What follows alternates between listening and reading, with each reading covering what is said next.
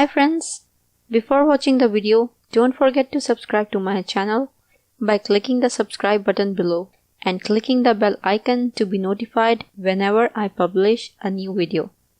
Home Remedies presents soak paper in apple cider vinegar, then wrap your body. It is important to understand that a poison, sumac, oak or ivy rash isn't contagious, but it can be extremely uncomfortable. The most common symptoms include blisters, swelling, itching and redness. Poison, sumac, oak and ivy.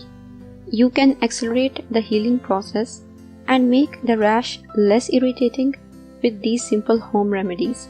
Dishwashing liquid. Simply rub some dishwashing liquid onto the affected area at the first sign of a poison, sumac, ivy or oak rash.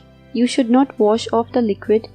Keep washing the affected area with dishwashing liquid once on a daily basis until you feel relief. This trick is also useful for relieving mosquito bites. Buttermilk. Buttermilk is rich in protein that could help alleviate itchiness and drain fluid from poison ivy blisters. Furthermore, to use combine same amounts of vinegar, buttermilk and salt and apply the mixture to the itchy, blistering rash. Apple cider vinegar.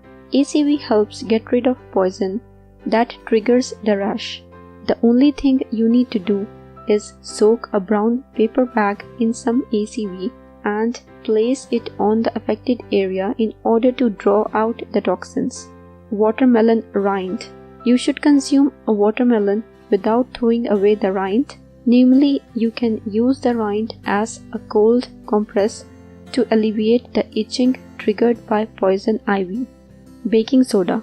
Combine 1 teaspoon of water with 3 teaspoons of baking soda and then apply it to the rash. The mixture will dry as well as flake off.